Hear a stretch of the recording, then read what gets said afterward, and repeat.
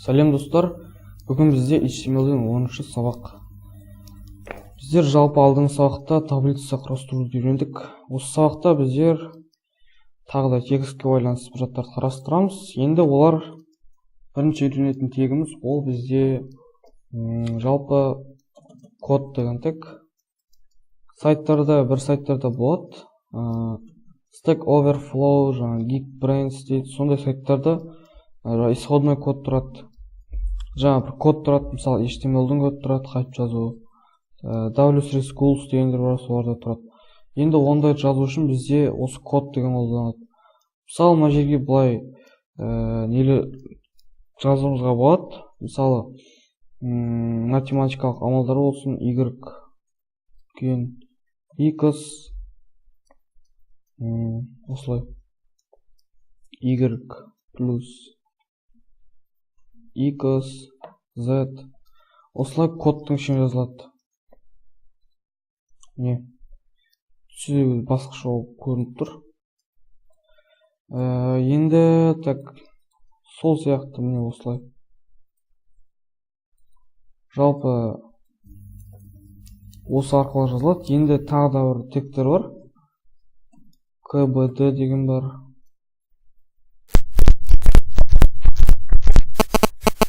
Енді бұған alt плюс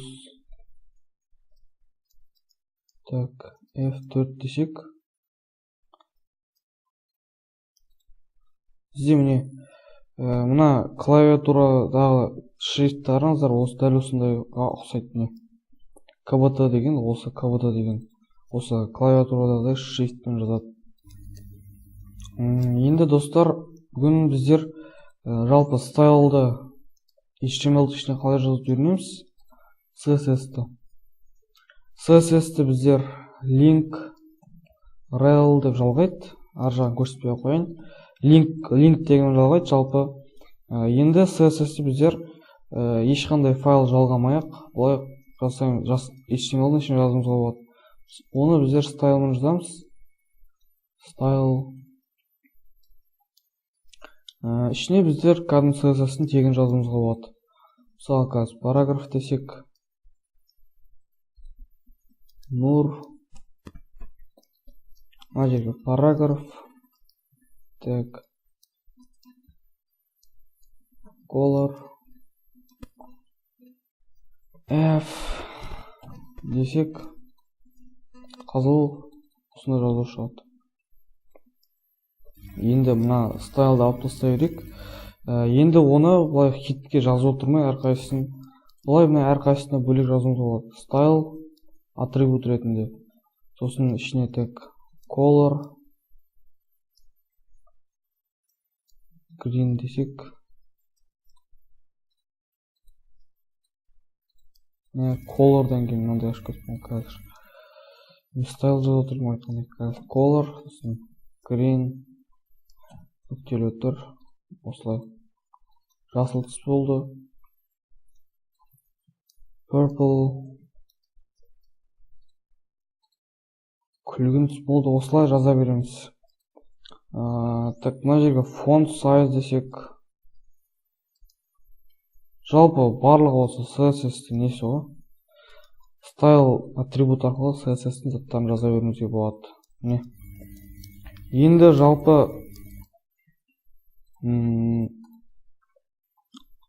тағы да қалған заттар бар. HTML-дің көптеген негізді заттарын үйрендік. Енді тағы да бір зат қалып қойды. Ол бір сурет қояйық, қазір түсіндіретін боламын.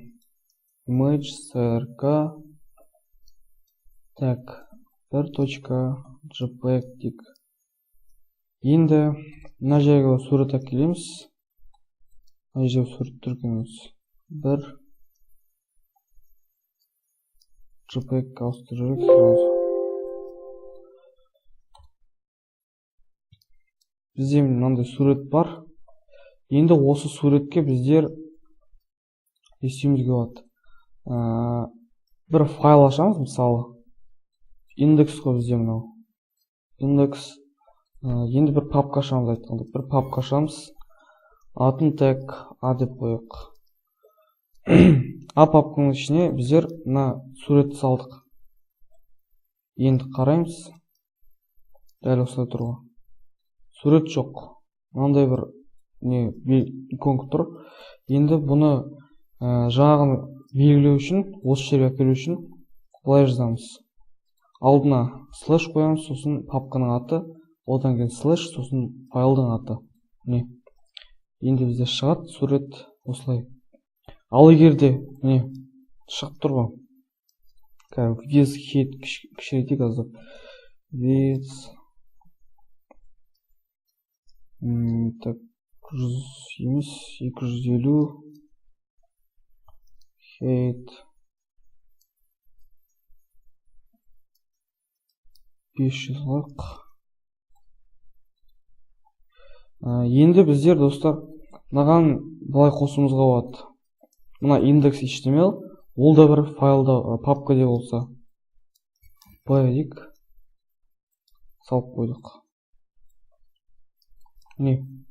Екеуінің бір-біріне былай қатынаспайды енді вообще. Бізде қазір мына ашсақ файл жоқ дейді бетіндегі. Енді оны ашу үшін біздер мына жерге лучше бете салайық. Бұға кіреміз. Index.html. Міне суреттің орны тұр. With hate there. Суреттің көрсетпей тұр. Бұны көрсету үшін былай жазамыз. Бетейікші. Файл открыть index.html. Оны көрсету үшін біздер мына А дегеннің алдына 2 нүкте, сосын мынандай қайтадан слэш қоямыз. 2 нүкте, сосын слэш. Енді қараймыз. Енді түсіндіре кетейін. 2 нүкте қойған кезде бізде көрсетіп тұр. Енді міне бұлай. Мына суретіміз біздің А деген папкада тұр, ал бізде index.html ол Б деген папкада тұр. Суретті біздер HTML-дің бетіне көрсету үшін А деген папкаға бару керек. А деген папка бару үшін Б деген папкадан шығу керек. Мынадан шығып, маған бару керек. Енді Б-дан шығу үшін біздер 2 нүкте, сосын слэш қойылады. Осылай міне. Сосын осыдан шық. Бұл шығу деген белгі. Содан кейін аға кіреді, одан кейін бір JPEG деген файлды таңдайды. Сосын бізде мынадай сурет көрсетеді. Так, енді достар, бізде бұл сурет жағы шешілді. Енді HTML-дің өзінде біздер CSS қолданбай-ақ мына экранның жаңа бетін түсін өзгертуімізге болады.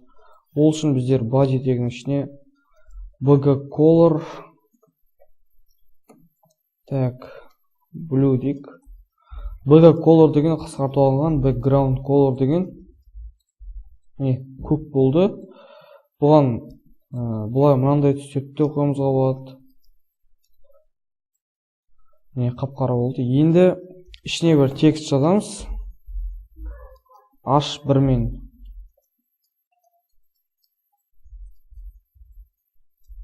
H1 текст жазып, нолдік. Бізде көрінбейді. Міне тұр. H1-міз. Себебі бізде текстіміздің өзі түсі қара. Енді текстті біздер ақ түске өткізсек көрінеді. Оны өткізу үшін мына жерге тек color дейміз. Color white дейік. Немесе бұлай. Программалық тілінде осылай. 3, 6. 5 өтеді. 6 дұрыс. Тоқта, так. F.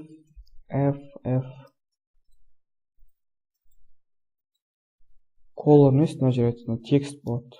Мен CSS-пен шатастырып отырмын. Болды. Енді біздер мына түстерді қою үшін бізде мынандай Color Mania деген осындай қажетті программа бар. Осыны жүктеп алсаңыздар болады. Интернеттен тауып бар. Мына жерде копия жасасақ, маған саламыз, содан кейін қараймыз. өзіңізге қалеген түс тауып аласыздар. Мынандай несі бар. Былай пипетка ма жоқ. Осындай тауып беретін зат бар әйтеуір. Сосын мына жерден былай таңдайсыздар. Рандом бар, инверт бар. Мынандай нелер бар.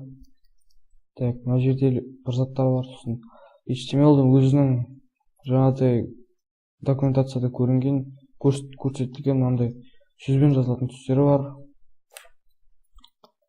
Жалпы осы не HTML, C++-ке бар, Photoshop-қа бар, солай. Енді жалпы осы көп көмегін тигізеді. Түстерді таңдау негізі маңызды заттардың бірі программа жаңағы веб-сайт жасауларда. Енді достар, видео ұнаған болса лайк басамыз, каналға жазыламыз. Сау болыңыздар.